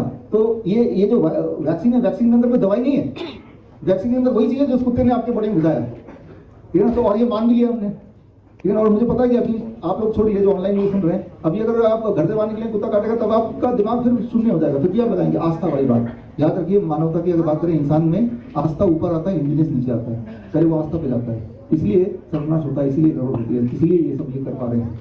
तो यहाँ पे मैं ये बोलना चाह रहा हूँ कि रेबीज वायरस क्यों, वैक्सीन क्यों फेल होती है, कोई वैक्सीन क्यों फेल होती है? क्योंकि वैक्सीन का साइंस ये है कि जिस चीज़ से आपको बचाना है वही चीज़ एक बार घुसा दो, वो इसके अंदर बन जाए। और फिर इससे ये लॉजिक है कि जब ये वाला था ना जो मैंने यहाँ से निकाला, हाँ, जब ये वैक्सीन से आएगा तो इसके अगेंस्ट बॉडी ढाल बनाएगा और ये ढाल इसको रोकेगी। जब ये घुसी के अंदर है तो तभी तो बॉडी ढाल बनाएगा ना। एक और घुसाने से आप बॉडी थोड़ा सोचेगा दो आएगा तो बनाना ही पड़ेगा, ढाल एक आएगा तो नहीं बनाऊंगा, या तो ऐसा कुछ हो। तो ये समझना पड़ेगा, जब कुत्ते ने आपके बॉडी में ये रेबीज डाल ही दिया है तो तभी बॉडी एक्टिवेट हो गया अपना ढाल एंटीबॉडी बनाने के लिए। एक और एडिशनली एक और अगर हम वायरस डाल देंगे तो उससे बॉडी की स्पीड ढाल बनाने की बढ़ेगी नहीं, उल्टा अब बॉडी में ज्यादा वायरल लोड है जिससे बॉडी को इस सिचुएशन से बाहर निकालने के लिए और मुश्किल हो जाएगी। और ऊपर से ये बात है कि इस रेबीज वैक्सीन के अंदर, फॉर दैट मैटर किसी वैक्सीन के अंदर ऐसे कई सारे केमिकल्स होते हैं, मर्क्यूरी होता है, एल्युमिनियम होता है, बहुत सारे एनिमल प्रोटीन होते हैं, जैसे सुअर का मीट, गाय का मीट होता है जो बॉडी ऑटोइम्यून रिएक्शन क्रिएट करता है। यानी कि अभी तो मेरा बॉडी सिर्फ वायरस से लड़ रहा था, अब इसके अंदर दिए गए जो पॉइजन है उससे भी लड़ना पड़ रहा है। और अब जब इंसान मर जाएगा तो बोलेंगे कि वैक्सीन लगाने में देरी कर दी इसने। आपने सुना होगा कि वैक्सीन लगाया और फिर मर गया, अरे तो वैक्सीन लगाने में देरी कर दी, 4 डोज लगाने से 2 ही डोज लगाए, कोई ना कोई बहाना मारेंगे, है ना। तो ये तो लेकिन सच ये है जो आपको यहाँ पे दिखाई दे रहा है कि फेलियर ऑफ रेबीज वैक्सीन जब भी इन पे ट्रायल किए गए तो उसमें ये साबित हुआ। और ये 1-2 ट्रायल नहीं है, ट्रायल पे ट्रायल है, राइट, रिसर्च पे रिसर्च पेपर्स हैं, पुराने हैं नए हैं, आपके आमने सामने, कि रेबीज की वैक्सीन जो है वही रेबीज बना देती है। मान लो ये कुत्ता है, इस कुत्ते ने मुझे काटा और इसके मुंह में ये रेबीज का वायरस है ही नहीं इसके मुंह में। अब मैं डॉक्टर से चला गया तो डॉक्टर क्या करेगा, वैक्सीन डाल देगा। तो कुत्ते की वजह से वे वायरस मेरी बॉडी में नहीं आया, वो पागल डॉक्टर की वजह से मेरे बॉडी में वायरस आ गया, समझ गए आप। तो कुत्ते ने नुकसान नहीं पहुंचाया, नुकसान आप पहुंचेगा जब वैक्सीन ले चुके होंगे। इसको थोड़ा इधर ये वैक्सीन बोल के, तो ये समझना पड़ेगा लॉजिकली कि वैक्सीन बहुत ज्यादा आगे में, ये थोड़ा इधर कुत्ते के पास उस तरफ ये समझना पड़ेगा आपको कि जब अब इंसान मरेगा तो हो सकता है, अधिकतर चांस है कि कुत्ते के मुंह में वो वायरस हो ही नहीं। लेकिन आप तो घबराए हुए, और मैंने तो आपको बताया था कि इंसान जब डर जाता है उसे लूटना आसान हो जाता है। तब तो वो डरा दिया तो हॉस्पिटल छत से कूद सकता है, या अपने पिताजी का लाश हॉस्पिटल पड़ा तो पड़े रहने दे सकता है, कुछ भी कर सकता है, नौकरी छूट गई, मास्क लगा के घर पे दुबक के बैठ सकता है, या 2 पॉइजन जानते हुए भी लगा सकता है। इंसान को डरा देना चाहिए, तो वो डर का व्यापार है। जबकि असलियत ये है कि रेबीज वैक्सीन से ही रेबीज हो सकती है या होती है, और क्योंकि इसके अंदर डेथ बाय रेबीज वैक्सीन, इसके अंदर बीफ का, पॉट का मीट जिसे हम बोल सकते हैं मेडिकल भाषा में जिलेटिन, वहाँ बीफ नहीं लिखा रहेगा, पॉट नहीं लिखा रहेगा, सुअर का मीट ऐसा नहीं लिखा रहेगा, वैक्सीन के उसमें जिलेटिन लिखा रहेगा।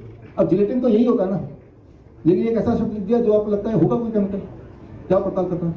अब जरा सोच के देखिए कि आप क्या चाहेंगे कि आपके बॉडी के अंदर कोई गाय का मीट का कोई अंश हो, कोई सुअर का मीट का अंश हो, स्पेशली तब जबकि हमें पता है इससे कुछ फायदा तो है नहीं, नुकसान है। और वो जो एनिमल प्रोटीन जब बॉडी में ब्लड के बहाया जाता है जिससे ऑटो इम्यून डिजीज ट्रिगर होता है कुछ लोगों के लिए, एंड वो ऑटो इम्यून डिजीज से फेटल हो जाता है मामला कभी कभी, और इंसान की मौत हो जाती है, वैक्सीन इंड्यूस्ड है। लेकिन अब सारा का सारा दोष किस पे आ गया, वो कुत्ते ने काटा था ना उसको, इसकी वजह से ये हो गया, राइट, बोल दिया है ना। तो ये रेबीज वैक्सीन एडवर्स रिएक्शन, ये और भी कुछ रिसर्च पेपर आपके आंखों के सामने है, डेथ बाय रेबीज और रिसर्च पेपर हैं। और अब ये सारे रिसर्च पेपर वो हैं जिससे आपको ये समझ आएगा कि इवन जानवरों को भी रेबीज की वैक्सीन नहीं लगानी चाहिए। अपने कुत्ते को हर 2-3 साल में लगाते हैं ना, तो जो असर आपके बॉडी में आ रहा है वही एडवर्स रिएक्शन जानवरों में आ रहा है। लेकिन जानवरों की जो एडवर्स रिएक्शन है उसकी रिपोर्टिंग और इंसान में एडवर्स रिएक्शन की रूटीन जो रिपोर्टिंग है वो ग्रॉसली अंडर रिपोर्टेड। ये कई सारे पेपर्स हैं जिसमें यही मुद्दा उठाया गया कि इंसान को जो रेबीज के वैक्सीन से, या जानवरों को भी जो रेबीज के वैक्सीन से नुकसान हो रहा है उसे रिपोर्ट ही नहीं किया जाता, वो अंडर रिपोर्ट किया जाता है, जिससे आपको लगता है कि सेफ्टी होगा, क्योंकि ऐसा कुछ होता तो रिपोर्ट होता। और इसके कितने सारे एविडेंसेस हैं जो आपकी आंखों के सामने आप अभी देख ही रहे हैं, राइट, ये एविडेंसेस हैं। ये नेक्स्ट एविडेंस अगर मैं लिस्ट करना सकता हूँ तो ये दिखाने में आज का 2-3 घंटे निकल सकते हैं। मैंने थोड़े एविडेंस डाले हैं ताकि आपको आइडिया लग जाए, राइट। तो इसीलिए अमेरिका में तो ये लॉ भी है, मेडिकल एग्जम्पशन क्लॉज इन रेबीज लॉ, कि अगर चाहे एनिमल लवर या कोई डोमेस्टिकेटेड अपने कुत्ते को रेबीज का वैक्सीन ना लगाए, क्योंकि उनको पता है इससे फायदा कुछ नहीं, नुकसान और है, तो वो लॉ भी है कि एग्जम्पशन भी मिल सकती है। लॉ के अंदर प्रोविजन इसलिए कर दी गई है, और ये प्रोविजन कोई आज की बात नहीं, बहुत पहले से ही है, राइट। तो इसके ये सारे सबूत हैं जो आप देख सकते हैं, पढ़ सकते हैं। तो तो वहाँ लोग थोड़े ज़्यादा जागरूक हैं और वो जाके क्लेम करते हैं कि मेरे डॉग को कोई नुकसान नहीं होना चाहिए, तो इस तरह के वैक्सीन हम अपने डॉग को नहीं लगाएंगे। उस तरह के वैक्सीन लगाएंगे तो डॉग को तो फायदा नहीं नुकसान है। और तब भी अब क्या है कि ये डॉग है, इसके बॉडी में रेबीज अभी फिलहाल नहीं है, मैं रेबीज का वायरस वैक्सीन लगा दूंगा तो रेबीज के बॉडी में गया कि नहीं गया, चला गया ना। अब ये जो काटेगा तो ये जो काटेगा वो जो रेबीज जो मेरे बॉडी में आ रहा है वो इसके बॉडी से, वो ओरिजिनली कहाँ से आया था, वो यहाँ से आया था। आप ये आपका टॉमी है, डॉक्टर पास ले गए, डॉक्टर रेबीज का वैक्सीन लगाओ, डॉक्टर ने ये वैक्सीन लिया और ये रेबीज इसके बॉडी में से ले लिया। आप इस डॉग को लेके आए घर पे, तो आप कौन से वाले डॉग को लेके आए, रेबीज वाले डॉग को लेके आए, राइट। और आप सोच रहे हैं कि प्रोटेक्शन हो जाएगा। अब जब ये काटेगा तो इसके मुंह से रेबीज का जो वायरस आपके बॉडी में जाएगा वो पहले ओरिजिनल नहीं था, लेकिन आप ही डॉक्टर की दुकान से अपने इसके बॉडी में डलवा के लाए हैं। और अब भी आप सोचते हैं कि भाई डॉग कुत्ते को तो लगाना चाहिए वैक्सीन, ठीक है ना। तो ये इस साइंस को समझना होगा। तो अब यहाँ पे जब ये बात पोल खुलने लगी कि वैक्सीन, रेबीज के वैक्सीन से कोई फायदा नहीं, नुकसान ही नुकसान है, ये जब पोल खुलने लगी तो फिर एक नई मुहिम छेड़ दी, एक नया स्कीम आ गया। और वो स्कीम आ गई कि वैक्सीन के साथ साथ RIG भी लगाना पड़ेगा तभी इंसान बचेगा। RIG मतलब रेबीज इम्यूनोग्लोबुलिन की वैक्सीन। तो आप वो लगाओ, वैक्सीन लगाने से बॉडी में क्या है, रेबीज वायरस आया, ठीक है ना। लेकिन आप ऐसा करो, एक और इंजेक्शन लगाओ, ये ढाल भी आप बाहर से अंदर ले लो, इसे कहते हैं एंटीबॉडी। रेबीज इम्यूनोग्लोबुलिन मतलब एंटीबॉडी। ये एंटीबॉडी किसका होता है, घोड़े का होता है। कि घोड़े के बॉडी से एंटीबॉडी इकट्ठा कर लिया, इंजेक्शन में डाल दिया और ये घोड़े का एंटीबॉडी आपकी बॉडी में घुसा दिया और वैक्सीन से वायरस भी घुसा दिया। तो ये वायरस वैक्सीन से आया और एंटीबॉडी घोड़े से आ गया। ये दोनों बॉडी के अंदर है। हम सोच रहे हैं ये दोनों मिलकर आपस में हमारी बॉडी को ठीक कर देंगे, यही सोच है ना। सोचते ही है, डॉक्टर तो यही बोल रहा है कि ये वायरस वैक्सीन से मैं डाल दूंगा और एंटीबॉडी का एक और इंजेक्शन है, ये घोड़े का बॉडी से लिया है, ये भी आपकी बॉडी में डाल दूंगा। अब ये प्रोटेक्ट करेगा आपको वायरस को आगे बढ़ने से। ये थ्योरी है जो कि अभी 2009 का ये मैनुअल है, मैनुअल ऑफ रेबीज इम्यूनोग्लोबुलिन, जो कि यहाँ पे रिलीज की गई देश में 2009 में। यानी कि वैक्सीन लगाओ साथ में ये ढाल भी लगा दो। यानी कि पहले तो फिर भी वैक्सीन से उतना नुकसान नहीं होता, थोड़ा बहुत चांसेस है बच जाने के। अब तो ये ढाल भी अंदर चला गया तो अब तो अंदर तांडव ही होने वाला है, घोड़े का। वो भी सोच के देखिए, आपके कुत्ता नहीं है, घोड़े का है, ठीक है ना। तो मतलब फिर हम सोचते हैं कि भाई ये साइंस है।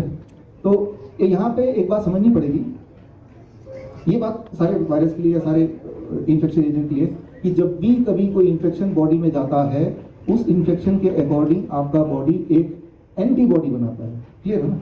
वो एंटीबॉडी एक ढाल है, वो ढाल का जो डिजाइन है वो उस वायरस से स्पेसिफिक होता है, उसी के लिए बनता है, थोड़े दिनों के लिए बनता है। वो बॉडी अपने सूट बूट से बनाता है, लेकिन वो तभी बनाएगा बॉडी जब बॉडी को कोई चैलेंज करेगा, उस तरह का इन्फेक्शन बॉडी में आएगा तभी बनाएगा। और कहाँ बनाएगा, बॉडी के हर हिस्से में बनाएगा, जहाँ उसकी जरूरत है वहाँ बनाएगा। अब ये घोड़े का एंटीबॉडी अगर बॉडी में चला भी गया तो कहाँ से गया, ब्लड से गया ना।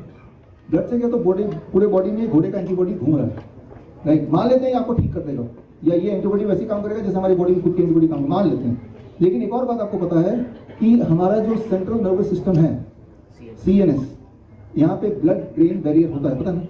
हमारे जो ऑटिज्म वाले जो स्टूडेंट्स हैं उनको पता होगा, ब्लड ब्रेन बैरियर है। और ब्लड ब्रेन बैरियर की वजह से हमारे ब्रेन के अंदर बॉडी में सर्कुलेट होने वाली एंटीबॉडी एंटर नहीं कर सकती, क्लियर बात। यानी लेकिन वायरस एंटर कर सकता है, रेबीज का वायरस तो मिलेगी। और ऑनलाइन तो जितने सारे ऑनलाइन अमेजन, फ्लिपकार्ट हर जगह अवेलेबल है। ये किताब से आपको पता चलेगा कि अगर वो सर्वाइकल कैंसर हो या रेबीज हो या कोई और इन्फेक्शन हो या बीमारियां हो, उनसे बचना है तो हमें केमिकल से बचना होगा। और केमिकल से बचना आज की तारीख में भी आसान है, उतना मुश्किल नहीं, क्योंकि आज की तारीख में भी दिलदार जैसे लोग, हकीम जी जैसे लोग या हमारे मित्र अभिनव जैसे लोग अभी भी हैं इस धरती पे।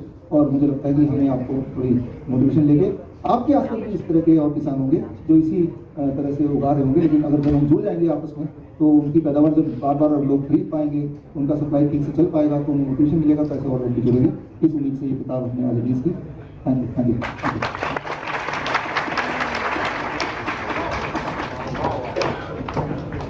पूरे 5000 जैसे हमारे हर बैच में करीब 250-300 बच्चे होते हैं, व्हाट्सएप ग्रुप से जुड़ते हैं। और ये जो लेटेस्ट बैच है उसकी रिपोर्ट मैं आपसे शेयर करना चाह रहा हूँ। 136 बच्चों ने के पेरेंट्स इस बैच में जिन्होंने पार्टिसिपेट किया ऑब्जर्वेशन स्टडी में। सारे पेरेंट्स पार्टिसिपेट नहीं करते, बहुत सारे पेरेंट्स सोचते हमारा बच्चा ठीक हो गया है, हम ऑब्जर्वेशन स्टडी का पार्ट बनेंगे तो ये दर्ज हो जाएगा कभी ना कभी ऑटिज्म था। लेकिन ऑटिज्म था तो वो गलती ना तो पेरेंट्स की, ना बच्चे की, ना उनके जेनेटिक्स की, वो गलती उस पागल डॉक्टर की थी जिन्होंने इतने सारे वैक्सीन लगाए। राइट, ये बात हमें समझना होगा। तो जो जनवरी महीने में, जनवरी से मार्च महीने में जो बैच था हमारा, जिसमें 136 बच्चे जो ऑटिज्म और ADHD से पीड़ित थे, और ऑन एवरेज 44 डेज ही उन्होंने कैन प्रोटोकॉल फॉलो किया। वो कैन प्रोटोकॉल क्या आपको पता चलने वाला है। तो ये 136 बच्चे करीब आप देख रहे हैं कई सारे देशों से, Nepal, Canada, US, Turkey, Bangladesh, United kingdom, Georgia, अधिकतर बच्चे तो भारत से थे, लगभग हर प्रांत के, और उनमें फीमेल 20%, मेल 80%, और अधिकतर बच्चे आप देख रहे हैं 5 से 10 साल के रेंज में ही होते हैं, और 20 साल से ऊपर वाले बहुत कम या ना के बराबर होते हैं, क्योंकि उस समय पे ये बीमारी थी नहीं, उस समय पे इतने वैक्सीन थे नहीं। और इन लोगों ने करीब neem therapy, DIP diet, sunlight exposure, coconut water, ये सब कुछ फॉलो किया। 73% फॉलो किया, 100% फॉलो नहीं किया, लगभग इतना फॉलो किया ऑन एवरेज, जो कैन प्रोटोकॉल है जो आप देख रहे हैं स्क्रीन पे। और उससे 44 डेज के अंदर उनके जो इंप्रूवमेंट्स हैं वो आपको दिखाई दे रहे हैं। जैसे कई बच्चे हैं इस ग्रुप में 51% बच्चे ऐसे थे, आधे बच्चे ऐसे थे इस ग्रुप के जो ऐसे चलते थे, तो वॉकिंग कहते हैं। ये उनकी एक पहचान होती है कि यानी कि तो वो ऐसे नहीं चलते हैं जैसे हम चलते हैं वैसे चलेंगे। तो उनमें 71% इंप्रूवमेंट हो गया, यानी कि 71% ऑन एवरेज बच्चों के तो वॉकिंग खत्म हो गई। ठीक इसी तरह से जो लिमिटेड आई कॉन्टैक्ट जो था वो 79% बच्चों का था इस ग्रुप में। 79% मतलब कि 79%, 100 में से करीब 79% लोग बच्चे ऐसे थे जो आई कॉन्टैक्ट नहीं कर पाते थे। ऐसे बच्चों से बात करेंगे तो इधर उधर देख के बात करेंगे, आंखों से आंखें नहीं मिलाएंगे। लेकिन उनमें जो इंप्रूवमेंट हुआ लगभग 45% का आई कॉन्टैक्ट वाली दिक्कत खत्म हो गई। और इस तरह से अगर हम एक उदाहरण के तौर पर लेना चाहता हूँ, हैंड क्लैपिंग, 69% बच्चे ऐसे थे जो हैंड क्लैपिंग करते रहते थे। ऐसे आप देखा होगा, बड़ा अजीब लगता है दिखने में, लेकिन उनमें से भी 42% उनमें इंप्रूवमेंट आ गई। मतलब काफ़ी बच्चों का ठीक हो गया, काफ़ी बच्चों का ठीक होने के कगार पे है। सो इस तरह से आप देखेंगे ये सारे प्राइमरी सिम्टम्स होते हैं ऐसे बच्चों में। इकोलालिया का मतलब है कि जो भी आप बोलेंगे वही वो रिपीट करेंगे। आप बोलेंगे बेटा आपका नाम क्या है, वो बोल देगा बेटा आपका नाम क्या है। बेटा कहाँ रहते हो, वो भी यही बोलेंगे। तो that is how it is. Echolalia एक वन ऑफ द सिम्टम होता है। और इकोलालिया करीब 51% बच्चों में था उस ग्रुप में। उसमें जो इंप्रूवमेंट है 35% है। याद रखिए 44 डेज में ही इंप्रूवमेंट है। याद रखिए 73% इन्होंने फॉलो किया, 100% फॉलो भी नहीं किया, तब ये रिजल्ट है ना। तो ये प्राइमरी सिम्टम्स हैं जिसमें इंप्रूवमेंट। फिर सेकेंडरी सिम्टम होते हैं इन बच्चों के, जैसे अपने आप को जख्मी कर लेना, सिर दीवार से मार देना, ये सेकेंडरी सिम्टम बोल सकते हैं। जो उस ग्रुप में करीब 57% बच्चों में था, इनमें एवरेज इंप्रूवमेंट 56% आया। काफी बच्चों ने ये वाला बिहेवियर करना छोड़ दिया। उनमें अनोखी एक प्रॉब्लम होती है, हाई पेन टॉलरेंस। बहुत ज्यादा पेन सह सकते हैं वो लोग, मतलब अगर कुछ चुभ भी गया तो उन्हें पता नहीं चलेगा। लेकिन वो सेंसेशन, बहुत ज्यादा पेन सहने की आदत जो है वो ठीक बात नहीं है, क्योंकि कुछ चोट लग जाएगी पता नहीं चलेगा तो नुकसान होगा। और उसमें जो इम्प्रूवमेंट है वो करीब 67% इम्प्रूवमेंट आया। और इस तरह से दीज आर ऑल आप देख रहे हैं। लर्निंग डिफिकल्टी 32% बच्चों में थी, और उनमें 50% बच्चों की लर्निंग डिफिकल्टी खत्म हो गई, ठीक हो गई। फॉरगेटफुलनेस 39% बच्चों में था, उनमें 74% इंप्रूवमेंट है। नॉन कंप्लायंस मतलब ऐसे बच्चों का सबसे